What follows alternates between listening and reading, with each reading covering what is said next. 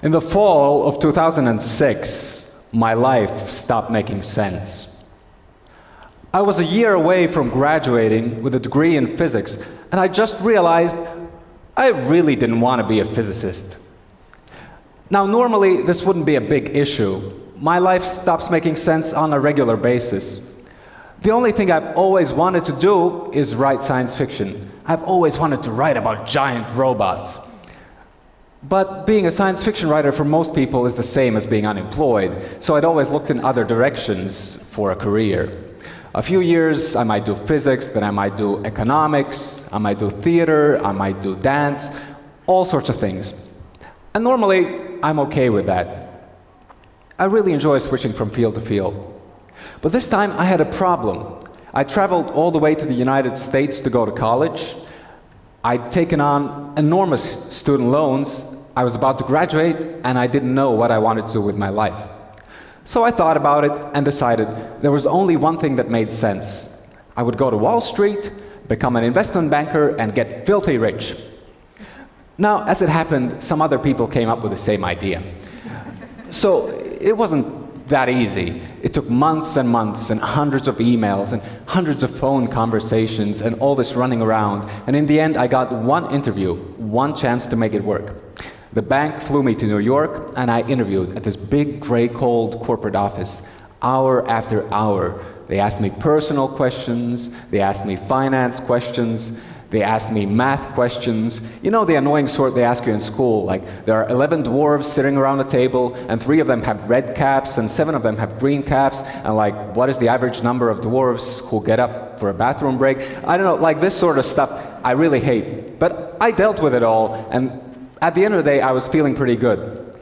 But then I had to sit down with this top banker, this big shot guy. I'm going to call him Chuck. And Chuck took one look at my resume, and he said, "You know what? I really don't think you're made for Wall Street. I mean, look at this. One day you're doing econ, the next day you're doing physics, and then you're doing theater. You're all over the place. We need people with more focus." I was scared. I mean, I'd spent all these months, all this time getting to this point. Now this one guy was telling me I wasn't going to make it. But I thought about it, and I told him, actually, it all makes perfect sense. All my life, I've wanted to be a banker, so I studied economics. But my analytical side was kind of weak, so I did physics. And I realized my people skills could use some work, so I added acting to round that out. He said, "Okay, I suppose I see how that makes sense. But it says here that you're a science fiction writer. Now, how does a science fiction writer fit into Wall Street? What kind of sense does that make?" At that point, I took a risk. I looked at him and I said, "You know what? Being a science fiction writer is what lets me take these unconnected things, really unconnected, like econ and physics and theater, and put them together in a story and convince you that I was heading to Wall Street all along." Now, he spent quite a while thinking about that, but then he laughed. I think he was just watching to see what my reaction would be if he kept quiet, but then he laughed and said, "You know, that's what I do every day." And he helped me get hired. I spent 4 years on Wall Street. There were the years of the financial crisis. It was a pretty unpleasant time to be there. I was on this trading floor the size of 2 football fields with thousands of people when the Dow Jones fell 700 points and everybody was panicking, when Lehman Brothers collapsed, went under, and they were screaming and yelling. But the days I really remember, and this happened all the time, I'd be sitting there at my computer, and I'd hear this sound, and it would be people clapping, very politely. And I'd look up, and there'd be some poor guy with a cardboard box just walking off the floor, and smiling and nodding at everybody and shaking hands. But you knew this guy had screwed up and he'd gotten fired, or let go, as they say politely, and probably his career was over. Because in this environment, if you were a mid-range or a senior banker, and if you screwed up and lost your job, getting a new job was very difficult. It was enough to screw up once and you could literally lose your career. But here's the interesting thing. Over my time on Wall Street, I followed Chuck's career, like this big shot who hired me. And the first year I was there, he lost money, and he didn't get fired. So I was like, how's this possible? And I asked people, what happened? And apparently Chuck convinced his bosses, yes, this was a tough year, it was a hard year, but I have a really great product coming. It's coming online next year, we're going to make so much money, we're going to all, really make millions. And he convinced everybody, so they let him stay on. Now the next year, Chuck lost money again. And again he didn't get fired. So I asked, how's this possible? Apparently he said, okay, yes, this year we worked really hard, we set up our new product, we hired the best people in the industry. Now we're really ready, poised to make money. Now the important thing is we have to keep the team together, we can't lose anybody. So not only did he not get fired, he got his team paid bonuses. A lot of other people who had made money rather, did not get paid bonuses that year, but he got them some bonuses so he could keep the team together. Now the third year, he lost money again, and he got fired. You can only tell stories so long. Eventually you have to actually do something. Now I don't know if he was just a manipulator, if he was just lying to make some money, or if he really believed in his product and it just didn't work out. Storytelling of this sort can be used for good and for bad, like any tool. But I do know that he wasn't lying. He really did use storytelling in everyday life. He was a master at this essential storytelling skill, which is taking events that happen to you and separating them from the meaning they have. Whatever happened to him, he found the best possible story to tell about that, the most useful story to him. Now this is a skill that's really useful in business, it's really useful in personal life, and also in writing. So to illustrate that, I'm going to talk about giant robots. A few years into my Wall Street career, I decided to make my childhood dreams come true and finally write that book about giant robots. And here's the plot. It's really very simple. Giant robots take over the world. This kid discovers he has superpowers, and he goes to fight the giant robots. Not much to the plot.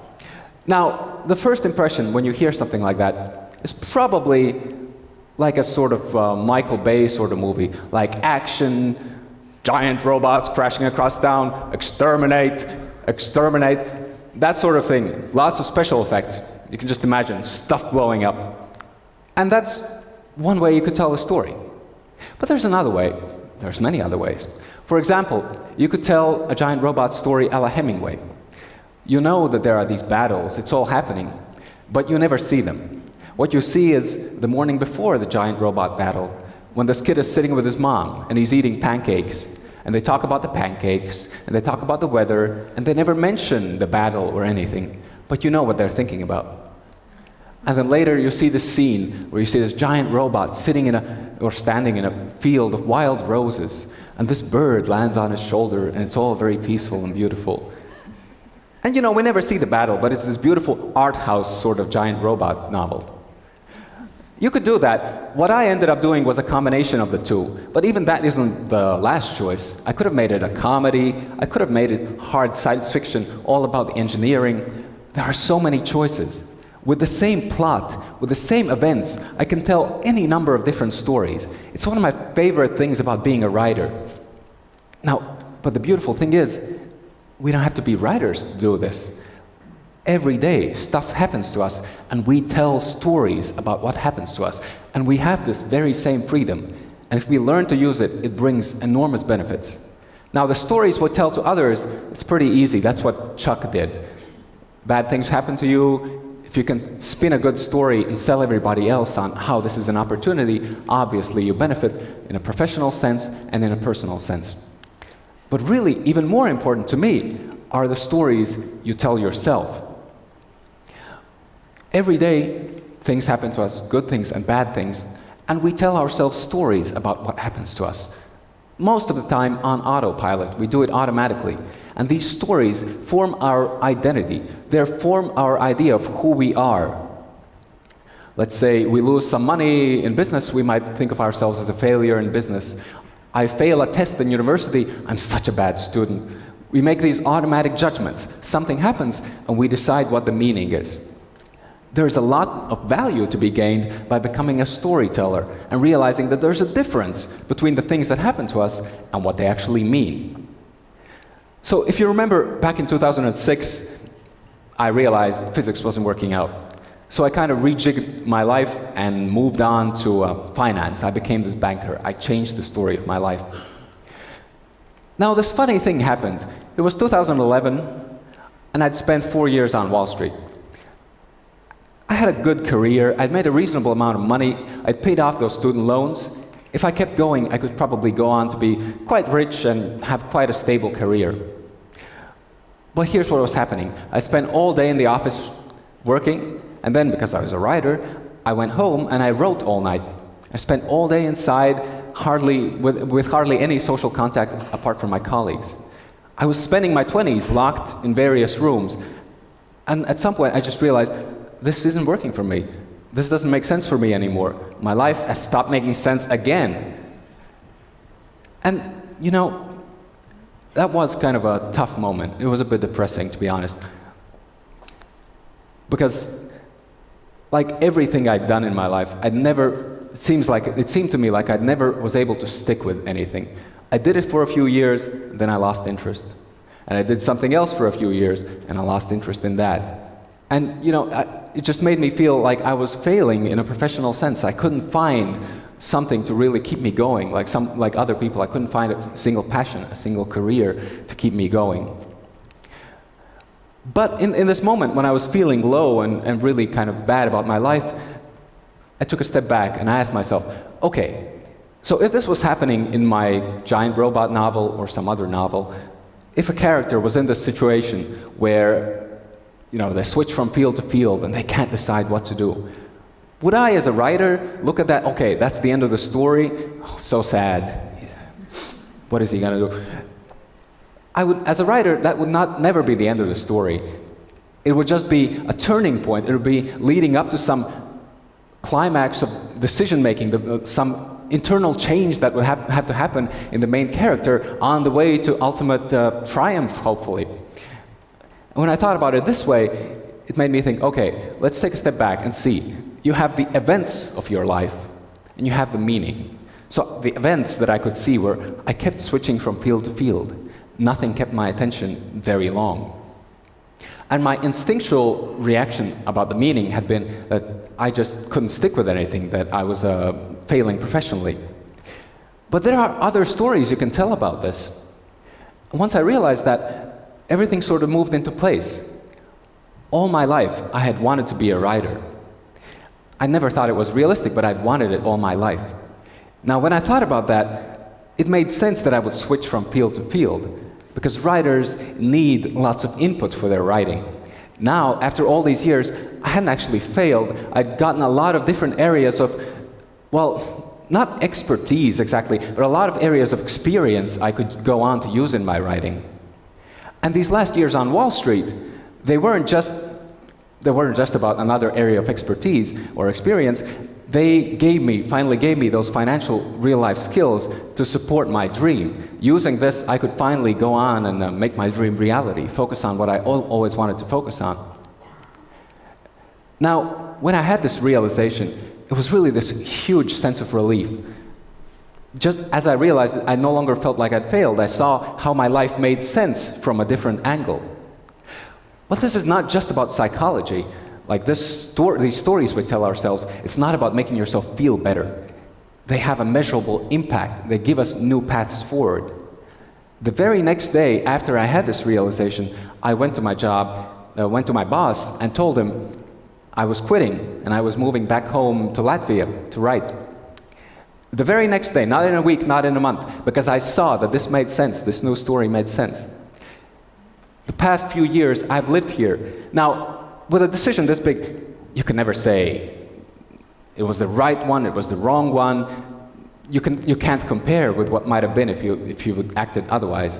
But I can say that these have been really happy years, that I'm really satisfied with the story I've been living here, teaching business classes to make a little bit of money and focusing on my passion, which is writing.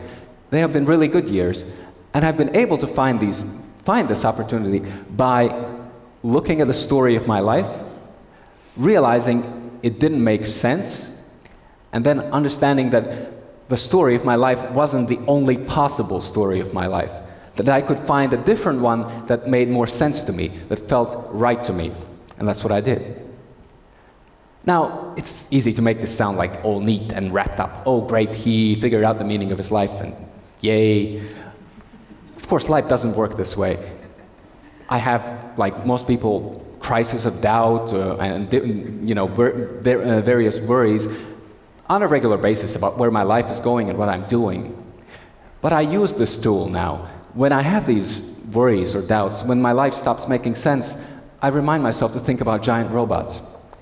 Because I really think it's a good mnemonic for life. We may all have to fight giant robots, but we can each decide what giant robots mean to us. Thank you.